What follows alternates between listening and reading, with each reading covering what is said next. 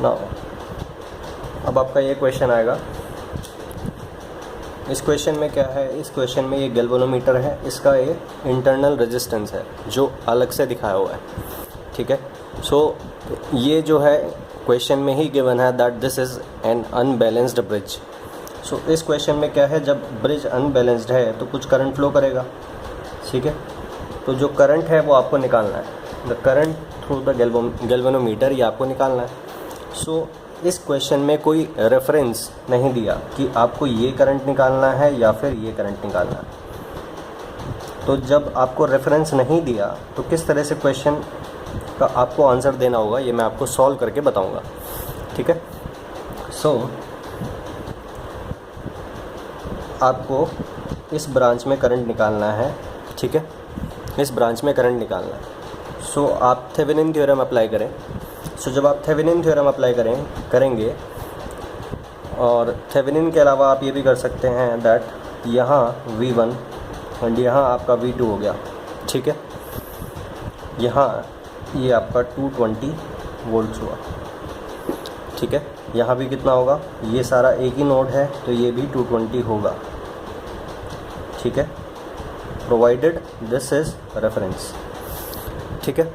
सो ये रेफरेंस है तो यहाँ 220, यहाँ भी 220 एंड यहाँ V1 मैंने खुद से एज्यूम किया एंड यहाँ V2 खुद से एज्यूम किया, ठीक है। सो दो इक्वेशंस आपको बनानी होगी एंड नोडल एनालिसिस करके आप करंट थ्रू दिस ब्रांच निकाल सकते हैं, ठीक है। वो कैसे, जब आपको V1 V2 मिल जाएगा then V1 minus V2 divided by 40 that is the current flowing in this direction. क्यों, बिकॉज जब मैं ये रेफरेंस ले रहा हूँ देन मैं इसको हायर पोटेंशियल एज्यूम कर रहा हूँ, ठीक है। सो जो भी करंट आएगा, सपोज करंट आया 10 एम्पियर्स, देन आपको आंसर किस तरह से लिखना होगा, क्योंकि कोई रेफरेंस नहीं दिया हुआ कि करंट आपको इस डायरेक्शन में निकालनी है, तो आप लिखोगे 10 एम्पियर करंट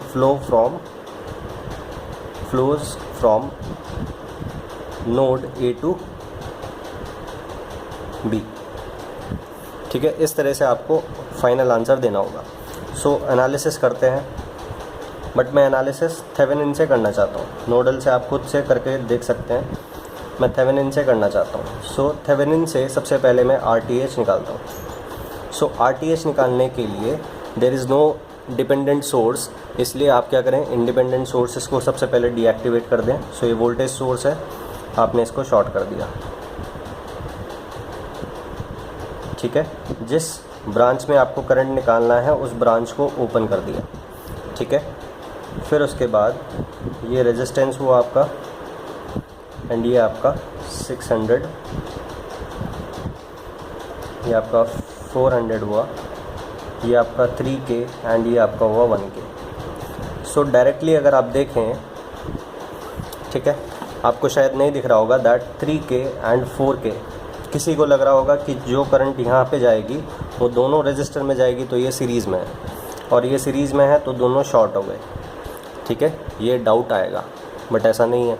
फिर किसी को लगेगा कि ये दोनों रेजिस्टर भी सीरीज़ में है क्योंकि यहाँ तो ओपन सर्किट है, बट आप ये भूल गए कि आप RTH फाइंड आउट कर रहे हैं, ठीक है।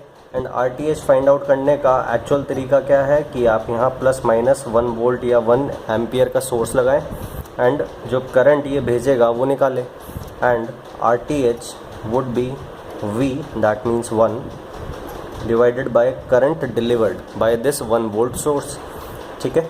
सो ये आपका RTH इस तरह से आएगा। सो क्या जो करंट यहाँ से आया वो इसमें चला जाएगा, क्यों, बिकॉज ये करंट भी तो एडिशनली आ रहा है ना। सो ये मत सोचना कि ये सीरीज़ में है और ये सीरीज़ में है, ठीक है। सो आपको किस तरह से देखना होगा, मुझे ऑलरेडी दिख रहा है, मैं अगर किस तरह से सॉल्व करूँगा, मुझे दिख रहा है that 3K and 1K are in parallel, ठीक है। So 3 × 1 divided by 3 + 1 that means 3/4K, क्योंकि ये किलो है, किलो ओम्स में है, इसलिए जो आंसर आएगा वो किलो ओम्स में आएगा। सो ये इस ब्रांच का नेट होगा, इस टोटल का, ठीक है। ऐसे ही इस टोटल का क्या होगा, 400 × 600 डिवाइडेड बाय 600 + 400 दैट मीन्स 1000, ठीक है। सो यहाँ से आपका जो आएगा answer that would be 240 ohms, ठीक है, and 240 and this are in series. So ये नेट रेजिस्टेंस होगा और ये RTH के बराबर होगा। बट क्योंकि मुझे आपको समझाना है, सो किस तरह से मैं समझाऊंगा ये देखते हैं। सो आप ये देखें कि ये आपका A है और ये आपका B है, ठीक है। सो ये जो नोड है ये इस रजिस्टर के साथ भी है और इस रजिस्टर के साथ भी है। फिर ये वाला जो नोड है वो इस रजिस्टर 3K के साथ भी है, एंड क्योंकि ये शॉर्ट हो गया इसलिए वो 1K के साथ भी है। दैट मीन्स दोनों रजिस्टर के दोनों नोड जो हैं वो कॉमन है, सो दे आर इन पैरेलल। और अगर फिर भी और डिफरेंट तरीके से अगर मैं समझाना चाहूँ तो मैं इस तरह से A एंड B के रेस्पेक्ट में सर्किट को बनाऊँगा। सो मैं A से इस डायरेक्शन में चला, ठीक है, मुझे 2 रजिस्टर दिखाई दिए। सो मुझे 2 रजिस्टर दिखाई दिए। नाउ ये आपका सपोज 3K है एंड ये आपका 1K है। अभी ये मत सोचना कि क्योंकि मैंने पैरेलल ज्योमेट्री में इसको बनाया है तो ये पैरेलल में है। मैं आपको बताऊंगा कि पैरेलल में क्यों है। अब A से आप 3K की तरफ चले तो आपको ये मिला, सपोज़ इसको आप 1 बोलते हैं, दिस इज़ फर्स्ट नोड। अब अगर ये 1 है, ये शॉर्ट है, तो ये भी तो 1 होगा। सो ये 1 इस तरह से यहाँ भी कनेक्टेड है। सो अब ये आपको दिख रहा होगा कि पैरेलल में है, ठीक है। फिर उसके बाद आप वापस आ गए, अब इस पॉइंट पे आप आ गए, दैट मीन्स ये सब 1 चल रहा है। अब उसके बाद यहाँ पे आने के बाद आप इस डायरेक्शन में चले, ठीक है। सो अब आपको दिखाई दिया दैट एक आपके पास आया 600 ओम्स का रजिस्टर, ठीक है, एंड 600 ओम्स, सपोज़ मैं इसको क्या बोलता हूँ, ये तो आपका सपोज़ ये 0 बोलता हूँ मैं। सो ये तो 1 ही है, ठीक है, ये टोटल 1 नोड है। सो ये आपका 1 हो गया, ठीक है। फिर उसके बाद आप देखें कि ये जो 1 है ये इससे भी कनेक्टेड है रजिस्टर से। सो 1 से एक और रजिस्टर निकला हुआ है, दैट इज़ 400 ओम्स, ठीक है।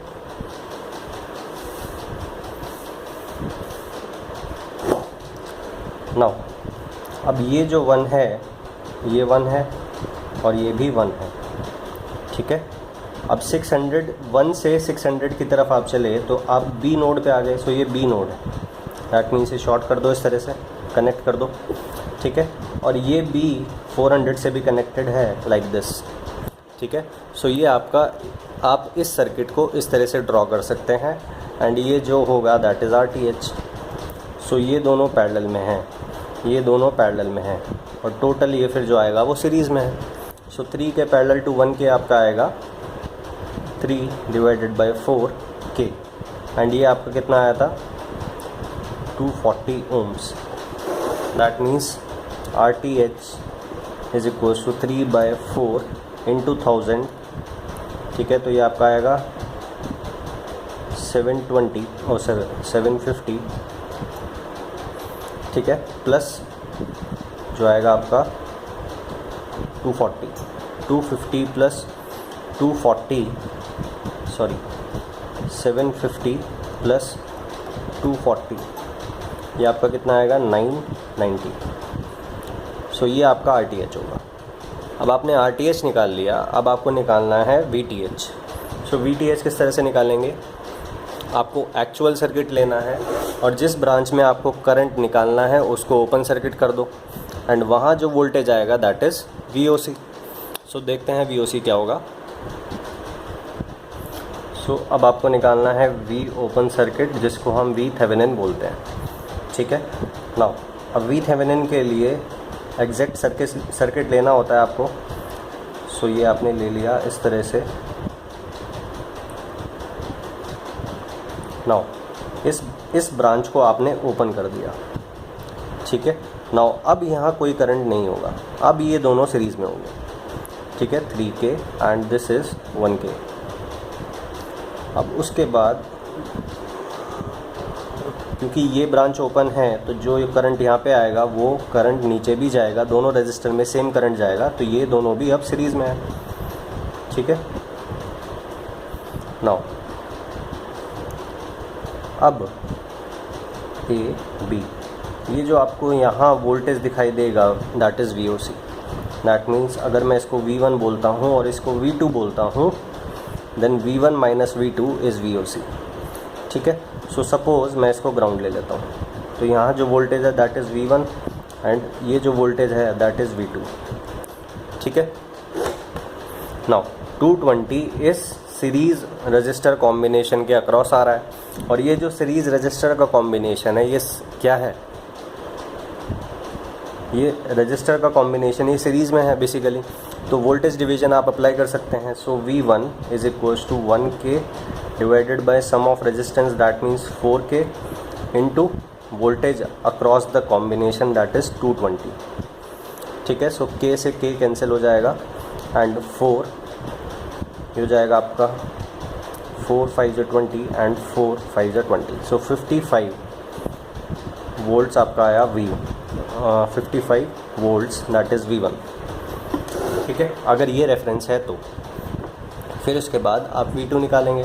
सो V2 भी 220 वोल्ट्स इस कॉम्बिनेशन के अक्रॉस है जो कि सीरीज़ में है, so voltage division can be applied.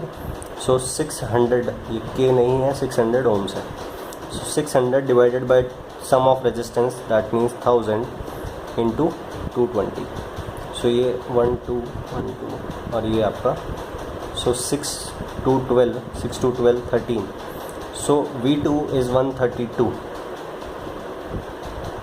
Volts and V1 is equals to 55। ठीक है, नाउ अब थेवेनिन इक्विवेलेंट बनाते हैं विद रिस्पेक्ट, थेवेनिन इक्विवेलेंट बनाते हैं इस सर्किट का with respect to A and B terminals. ठीक है, सो किस तरह से बनेगा, ये आपका होगा प्लस माइनस V थेवेनिन जो कितना आएगा आपका V1 minus V2, V1 minus V2 that is 55 minus 132। ठीक है, सो ये आपका होगा -77। ठीक है, सो ये जो -77 है ये आपका V थेवेनिन हुआ एंड RTH आपका हुआ 990। ठीक है, ये आपका A टर्मिनल है एंड ये आपका B टर्मिनल है। ये A क्यों है, बिकॉज आपने जो VOC निकाला वो यहाँ प्लस लिखा और यहाँ B के साथ आपने माइनस लिया। ठीक है, सो आपने जो V थेवेनिन निकाला वो किस रेफरेंस के साथ निकाला हुआ है,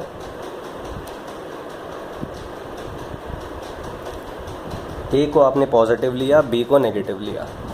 सो ये जो V थेवेनिन का प्लस आएगा वो A की साइड आएगा एंड जो माइनस आएगा वो B की साइड आएगा।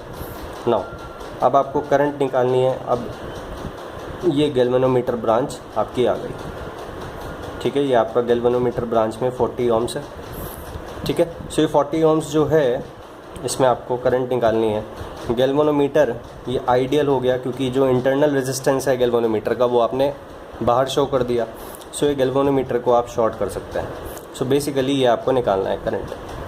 ठीक है, नाउ अब ये VTH ऊपर प्लस नीचे माइनस के अकॉर्डिंग -77 है। दैट मीन्स अगर मैं यहाँ पोलैरिटी चेंज कर देता हूँ तो ये कितना हो जाएगा, प्लस हो जाएगा।